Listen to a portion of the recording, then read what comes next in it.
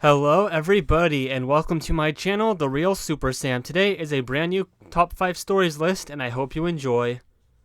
Spider-Man has a lot of enemies that play into the animal theme like the Scorpion, Dr. Octopus, Rhino, Lizard, you get it. But one enemy that I think should be given more love, even by me, is the Spider Slayers, robots designed only to exterminate Spider-Man, usually created by the Smythe, Spencer, and his son Alistair.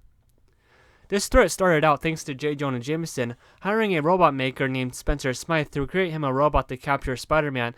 As time went on, Smythe became obsessed with Spider-Man, not just to capture him, but to kill him. It basically led to his death, and that got his son Alistair Smythe, the ultimate Spider Slayer, to take up the family obsession. Seeing Alistair Smythe now, his first appearance in Amazing Spider-Man Annual 19 is a very weird version of the character. He's balding, fat, and pathetic.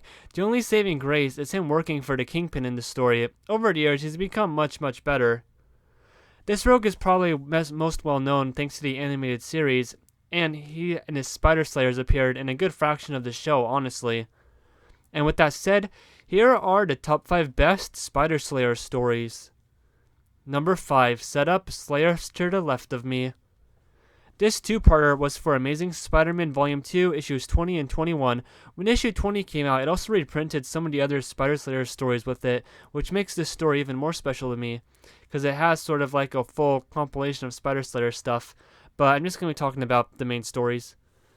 This story has Alistair Smythe threaten J.Jonah Jameson and get revenge for his father's death. He forces Jameson to alter stories in the Daily Bugle, or else he would kill JJJ's wife and son.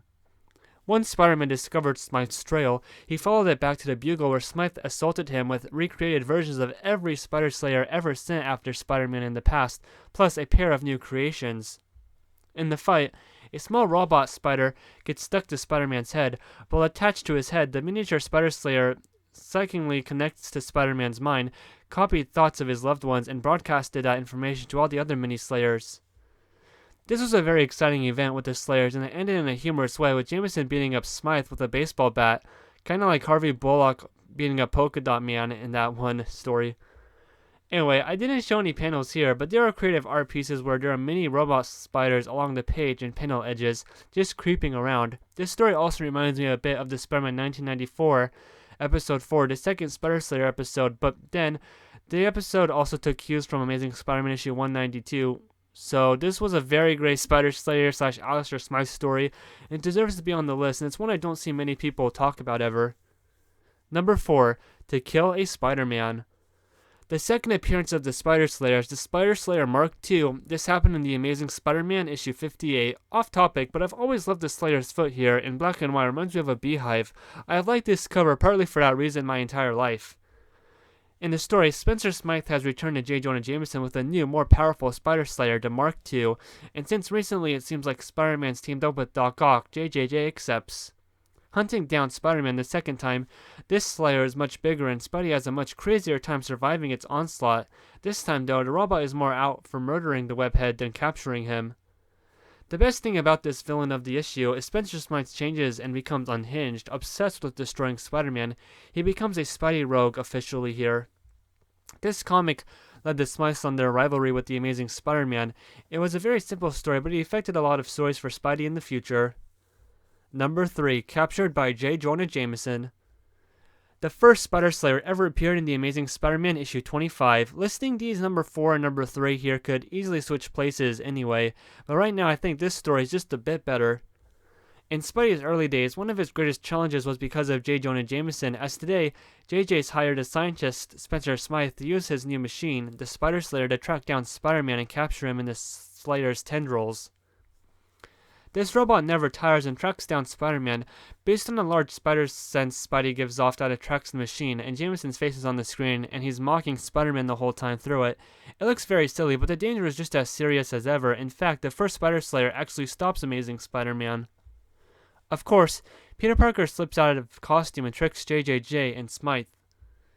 Even in the first incarnation of the robot, it is shown not to be stopped by Spidey's webs and moves quicker than expected, and during the action, Jameson is just sitting in his office watching all this on the screen, acting like a video game commentator, having the time of his life. There's a moment at the start where the robot grabs Peter Parker to capture the spider he's holding, but it grabs, all of Peter Parker. It was supposed to just hold the spider in its hand, almost giving away his secret identity. Yeah, there was great build-up for the Spider Slayer robot in the first appearance. In a lot of these stories, I find they're the best, not just because of the Slayer robot themselves, but the context and enemy controlling the machine, and this is definitely one of the Spider Slayer's best and most well-known stories. Number 2. Revenge of the Spider Slayer. This is a 3-part story across Amazing Spider-Man 652 to 654. Alistair Smythe has returned, making himself body armor and kidnapping Matt Gargan from the raft, making him the Scorpion once again with his own design. His plan is sabotaging John Jameson's newest space mission with a cyborg Slayer army at his back. This story is full of action and fun, showing that Smythe can actually be a threat against the new Avengers. In fact, this story introduces us to a whole bunch of new designs for Spider Slayers, big and small. Smythe, the ultimate Spider Slayer, actually does murder someone close to J.Jonah Jameson, affecting Spider-Man for a while, and has Jameson vow to see Alistair get the death penalty. I mean, this is Alistair Smythe, still as dark as his first wheelchair appearance and much more powerful here. A very underrated Spider-Man tale in my opinion. This is Alistair Smythe at his best, but the number 1 story feels more like a Spider Slayer story than this one. Number 1. Invasion of the Spider Slayers. Oh yeah, this is a 6-part event in Amazing Spider-Man issues 368 to 373.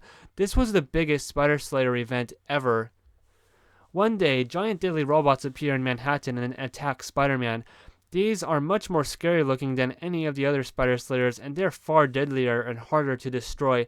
In fact, this one on screen I was actually kind of frightened of as a kid. Alistair Smythe, the son of the original Spider Slayer creator Spencer Smythe, is behind this, and to take Spider-Man on by himself, he's enhanced himself, transforming into the ultimate Spider Slayer. You have probably guessed, but there are so many Spider Slayers in this story, and they each have their time to shine, and Spider-Man does some detective work to figure out why all of these killer robots are appearing all around him. Smythe here is super dark in that the artist just makes him look like such a monster. This being his first big storyline, this is actually his 3rd appearance, but he definitely didn't look like this before, and his last 2 appearances here were 80 issues ago, so this was a big return for the character. This 6-parter was full of action and surprises with other heroes and villains getting involved. My favorite thing is how many different Spider Slayers there were, and the change with Alistair Smythe. If there's one thing I don't like in this story is that Spidey defeats Alistair a bit too easy, but man was this a creepy story Spider-Man is in here, and it made Alistair Smythe such a better character than before. He became much cooler than just a mad scientist. Now he was a mad cyborg scientist who could fight Spidey in hand-to-hand combat. And those are the top 5 best Spider Slayer stories, another Spider-Man villain for this series. In the Ultimate Universe, the Spider Slayers are created by a new Tinkerer and used to control spider-like creatures for S.H.I.E.L.D. But I prefer the 616 versions more, since they're more unique and have some madman controlling them most of the time. The Slayers are always fun to see what powers they have and who is behind them. Like this one from issues 167 and 168, it was actually made by JJ's future wife, Marla Madison. So thank you all so much for watching. I hope you enjoyed this new top 5 list, and have a great day.